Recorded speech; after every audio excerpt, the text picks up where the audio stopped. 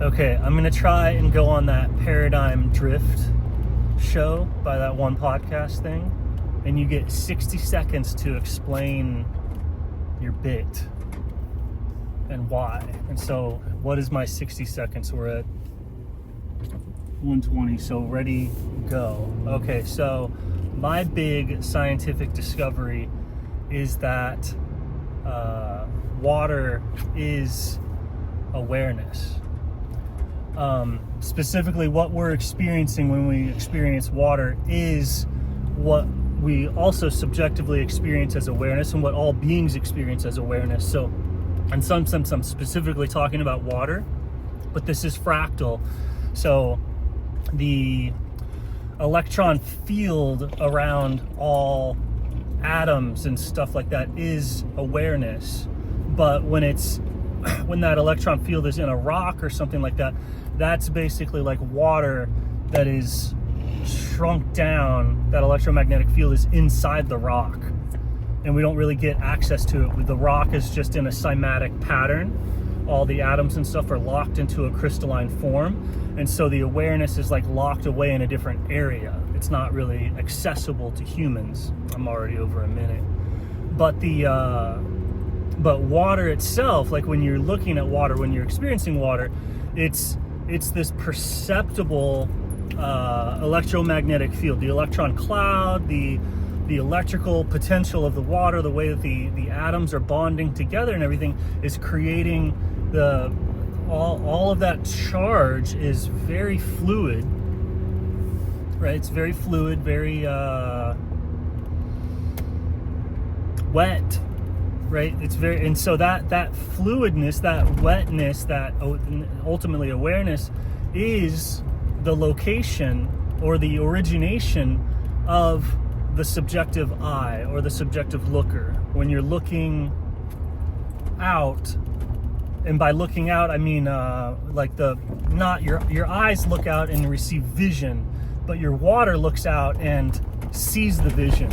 Your water looks out and sees the body sensation.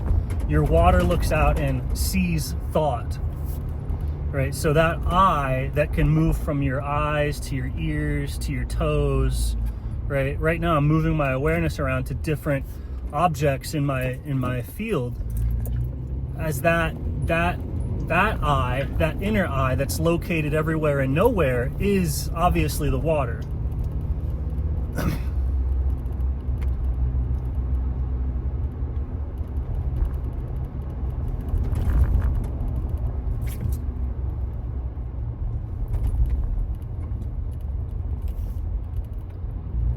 And so when people are like, where's the intelligence of the body? Where is the eye? How does consciousness arise? And it's like, no, the consciousness is water, and ultimately the consciousness is absolutely everything. But in the terms of the human sense, and the biological sense, and the sense of the life that we are able to interact with in a relational way, is water. And it's because that water is the thing participating in all sorts of different types of life. It's participating in the water cycle.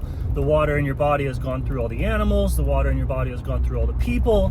The water of your body has merged with the ocean and the rivers and the lakes, and it cycles in and out of you and all that stuff. And so your ability to relate to things is based off of those things all having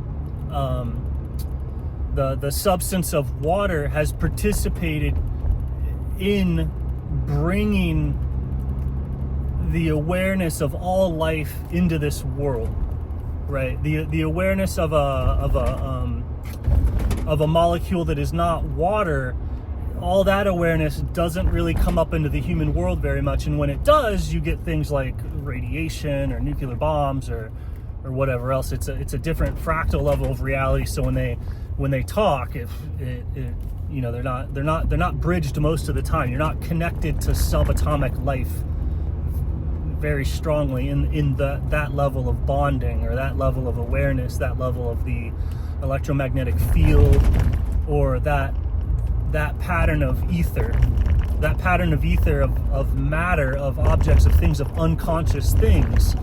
That field is locked away. But the water we share, if you view water as a field, which it is, water is a field, that field is moving in and out of everything in between all life and everywhere else. And then that's the I. That's the I that's capable of inhabiting a body. So it's inhabiting microbes, it's inhabiting all cells, it's inhabiting all organs, and then that's the different layers and the levels and the sheaths of consciousness.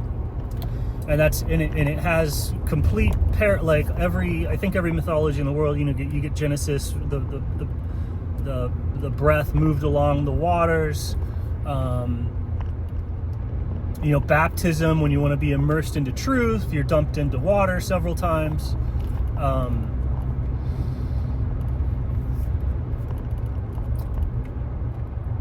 The center of being, the most important part of being a human is the heart, and the heart is primarily it has water just constantly cycling through it.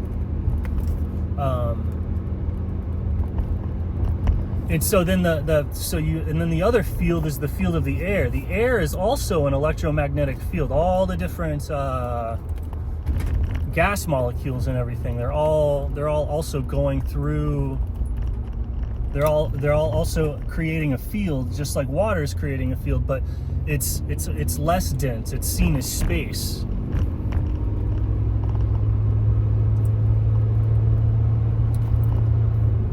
I'm never going to be able to explain this in 1 minute. But the air field is still electromagnetic field, but it's less dense, so it's seen as like space. It's something we're moving through. And again, this field is something that we don't really participate. Everything that's in that field is ephemeral, aerial. That's the field of like spirits and stuff that's at that density seems immaterial to us. It seems things that are made out of the field of air don't seem physical to us. And things that are made out of the field of matter, that's also a field, and it's like way denser than us. And so the whole environment that everything exists in at that level is locked inside of the density of that field. We can't go into the field of matter because it's so dense, just like styrofoam has a hard time going into water.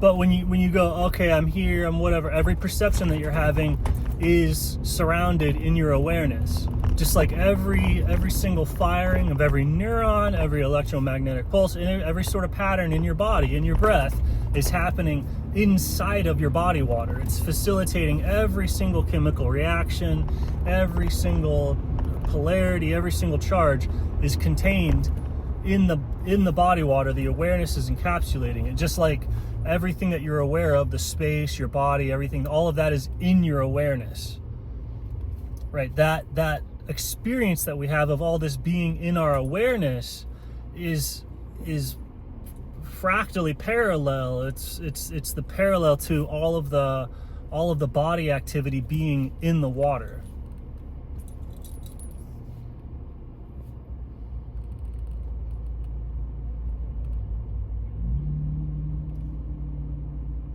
So you can look at all different types of like science and mysticism and religion. Anybody that's ever studied consciousness, you can go and look at what they've found about consciousness or about water, and you'll see that they completely link up.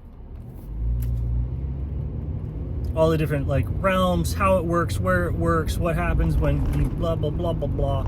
It's all that I don't know if I want to go so far as to say that like water is, I don't know if we're water any more than we are our eyeball, but the water is kind of the eyeball of the soul, and then the soul is more expansive. It's the whole thing, or something like that. It's a bigger all-pervasive field thingy-majigger.